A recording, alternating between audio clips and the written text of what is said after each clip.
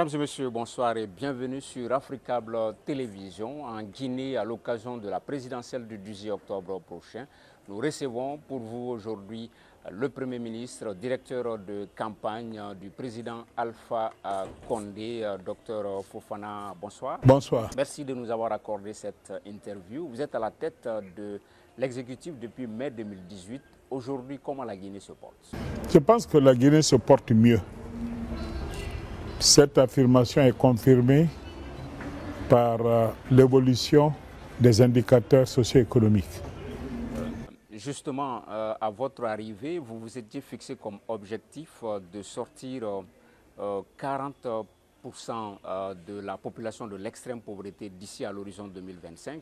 À mi-parcours, quel est le bilan? C'est un programme ambitieux. Nous avions envisagé de ce qu'on appelait le partage de la prospérité et qui est aujourd'hui le slogan de la présente campagne, en mettant en place une agence nationale d'inclusion économique et sociale qui a pour but de tenir compte des plus faibles pour extraire l'extrême pauvreté de ce pays. C'est un objectif à moyen terme. Nous pensons pouvoir l'atteindre en 2025. Le programme est multidimensionnel. Il est constitué par un premier volet qui est le transfert monétaire. Nous avons entrepris dans ce pays le plus grand programme de transfert monétaire en Afrique. Ça fait valeur d'école sur le continent. Ça signifie que nous voulons faire une ponction sur le PIB pour avoisiner les 4 à 5% du PIB, absolument orienté vers le social. Cela signifie qu'on a commencé le programme de transfert monétaire qui est le premier volet du programme d'inclusion économique et sociale. On a commencé à viser 1 millier de ménages, 1500 ménages, pour à peu près, pour cette année, ça va atteindre 1 500 000 de nos compatriotes. L'objectif est d'atteindre 6 millions de Guinéens à l'horizon 2024. Et qu'est-ce que nous faisons? Nous avons effectué des statistiques socio-économiques pour faire le point de la pauvreté des ménages, et ceux qui sont dans le bottom, qui sont plus faibles, les ménages les plus faibles, sont pris en charge par l'État raison de $25 par mois, n'est-ce pas, pour leur permettre d'assurer le minimum. Avec cela, ça va concerner 40% à l'horizon 2024-2025 de la population guinéenne. D'accord. On a écouté ça, c'est le premier aspect du programme. Le deuxième aspect du programme, c'est l'aspect productif. C'est notamment l'électrification rurale, tout en créant le groupement d'intérêt économique, c'est-à-dire tout en créant un minimum d'emplois. J'inaugure cet après-midi dans un petit village d'une 200aine de ménages un programme d'électrification rurale qui est supporté par la Banque africaine de développement, dans le cadre de l'ANIES. Okay, on va revenir à ces réalisations, mais certains de vos compatriotes, des politiques, pensent par exemple que le meilleur moyen de lutter contre la corruption, ce n'est pas de donner de l'argent à la fin du mois, que c'est de créer de l'emploi. On a souvent entendu Dr Kaba parler de cela. Peut-être Dr Kaba n'est pas au courant des dernières évolutions académiques sur le sujet.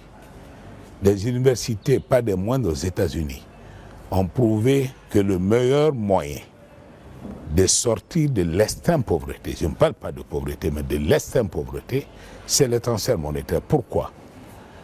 Imaginez ce père de famille qui a eu un AVC, qui est frappé de l'AVC, qui a perdu son emploi et qui a des enfants à bas âge. 8, 10, comme vous le connaissez en Afrique. Quel est le programme d'emploi que tu peux lui donner pour lui permettre de sortir de la pauvreté? Mais si tu ne fais rien en tant qu'État, non seulement lui, son cas est perdu parce qu'il est frappé d'AVC peut-être à vie, mais les enfants qui dépendent de lui n'ont pas la possibilité d'accéder à l'école parce qu'il n'y a pas un minimum vital qui est assuré à la maison. C'est de cela qu'il s'agit. Les deux sont compatibles. Je commençais par vous dire que le transfert monétaire, c'est un premier axe. Un deuxième axe, c'est l'entrepreneuriat. Nous allons entreprendre des projets au programme destinés à promouvoir l'entrepreneuriat au niveau de la jeunesse en particulier. Okay. Monsieur le Premier ministre, l'étranger qui débarque en Guinée 10 ans après, on voit les changements qualitatifs, hein, le bon en termes d'infrastructure, en termes d'énergie, mais comment comprendre les dernières émeutes, notamment au niveau de la Haute-Guinée, et même récemment au niveau de Kalabouy à Boké. D'un côté, il y a des changements, il y a un bond depuis 10 ans, mais de l'autre, il y a insatisfaction. Politically motivated, c'est juste la motivation politique. Sinon, ce n'est pas moi qui le dis, c'est les chiffres qui le prouvent. Ce pays s'est enrichi, a doublé sa richesse. Le PIB guinéen a doublé sur les 9 années. C'est les statistiques mondiales, hein? C'est clair. On peut trouver à redire sur la répartition de cette richesse. C'est une autre problématique. Mais globalement, le pays s'est enrichi. Globalement, les choses vont mieux. Mais il reste que, prenons le secteur énergétique dont vous parlez. Quand le professeur Alpha Condé prenait ce pays en charge, la capacité énergétique était de 120-150 mégawatts. Il l'a porté à la fin de son mandat à 1000 mégawatts et poussière.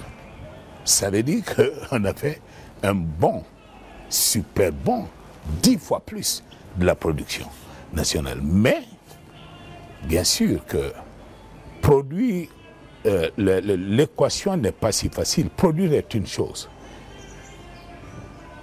Tu produis, il faut transporter. Après le transport, il faut distribuer. Après la distribution, il faut s'assurer de la commercialisation pour rentrer dans le coût. Donc c'est tout un processus. Les capacités de production existent, il y a du retard pour des connexions dans telle ou telle localité. Et ça vient avec le temps. En termes de bilan, on peut donc dire qu'il y a des aspects positifs, il y a des aspects également... il y a certainement, en tant qu'économiste, je ne peux pas taper ma poitrine pour dire que je suis autosatisfait. Je ne jouerai jamais à l'autosatisfaction. Mais je dis les indicateurs vont dans le bon sens. L'indicateur premier en termes économiques, sur lequel tous les économistes s'accordent, c'est le PIB, la croissance du PIB. Les citoyens, certains concitoyens pensent que le tableau allait être complet si au niveau des infrastructures routières, par exemple, tout était OK. Et là, le tableau allait être complet. C'est exact. C'est exact. Beaucoup de choses ont été faites. C'est vrai qu'on a du retard dans la mise en place des infrastructures routières. Écoutez, on ne peut pas tout réussir en même temps. Il y va ainsi en Afrique. Vous allez dans votre pays, vous trouverez que des choses sont bien faites, d'autres sont... Mais ce que me rassure dans le secteur routier, c'est que 75% des projets dont on parle, des axes routiers dont on parle sont financés.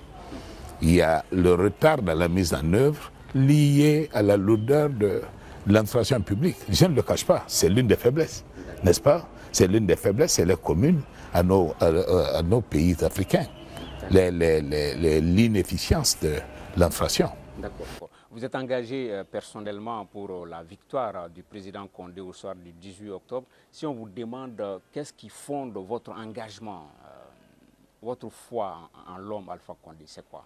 Écoutez, sur un plan personnel, je vais vous dire des choses. J'étais candidat en 2010, donc concurrent au professeur Alpha Condé. Et quand il a pris le pouvoir, on a split. Bien que au deuxième tour, je l'ai supporté. J'ai rejoint l'opposition. Mais j'ai vu ce qui me frappe chez l'homme, c'est sa volonté de bien faire. Peut-être qu'il n'a pas tous les moyens de sa vision ou de ses politiques, mais la volonté y est. Voilà quelqu'un qui travaille, je ne vous raconte pas des histoires, la force de travail qu'il a, je ne l'ai pas, je ne peux pas l'avoir. Parce qu'il n'a ni famille à la maison, n'est-ce pas? Il travaille toute la journée jusqu'à 2h, 3h du matin. Il dort peut-être 2 ou 3 heures. Et tout cela pour la Guinée. Croyez-moi. Tout cela alors. Je suis séduit personnellement par cet engagement patriotique. C'est la raison pour laquelle, en 2015, j'ai renoncé à être candidat à la présidence de la République. D'accord. Tout ça c'est bien, mais d'autres concitoyens, surtout certains de vos pairs politiques, pensent que ce mandat-là n'est pas légal. Le mandat pour la présidentielle du 18 octobre, notamment au niveau du FNDC et puis d'autres politiques. Attends, de vous à moi, le FNDC représente quoi? Là, en matière de débat politique, c'est les urnes, ce n'est pas la rue. Vous êtes contre un 3e mandat, allez l'exprimer au référendum. Nous avons vu au référendum je ne me souviens plus du pourcentage des choses, et ce n'est pas copié, c'est un enthousiasme, dans l'enthousiasme populaire. Ils ont dit que le scrutin n'était pas transparent, c'est eux qui le disent. Non mais c'est faux, c'est eux qui le disent en tant qu'observateurs, observez. Vous pouvez, au contraire, ils se sont comportés en antidémocratique, en essayant d'empêcher ceux qui souhaitent voter. Ce n'est pas cela la démocratie, ce n'est pas des démocrates. Et je n'ai pas de respect pour eux. D'accord. Les Guinéens d'ici, les amis de la Guinée, la diaspora, beaucoup ont des appréhensions par rapport à la bonne tenue de l'élection du 18 octobre. Souvent, la campagne a été émaillée de violence. Est-ce que vous pensez qu'il faut avoir peur? Sinon, en quoi vous rassurez les populations?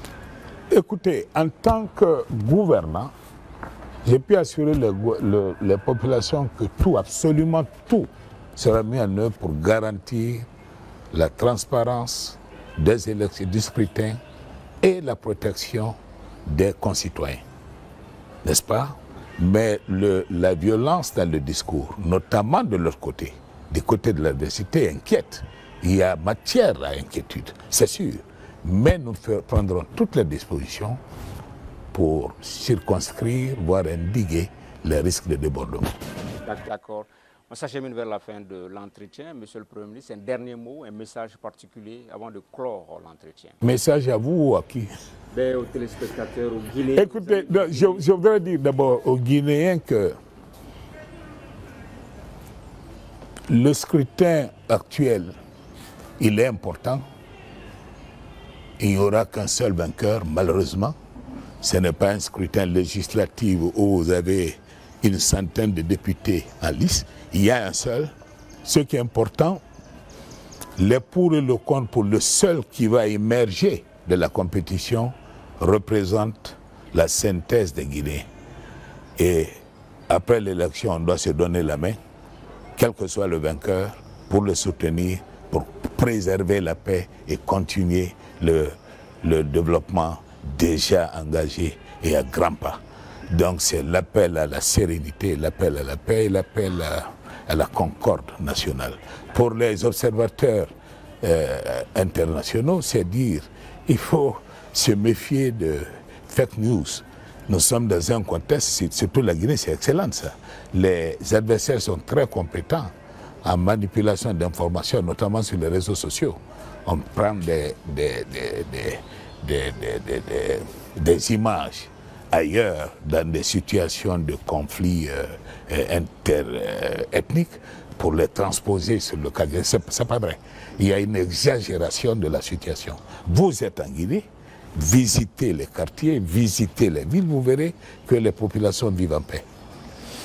Ce sera donc le mot de la fin. Merci d'avoir suivi cet entretien avec Dr Ibrahim Kassouri Fofana. Il est le Premier ministre de la Guinée, directeur de campagne du professeur Alpha Condé à cette élection du 18 octobre prochain. Merci de l'avoir suivi. À très bientôt sur Africa Télévision, la chaîne du continent.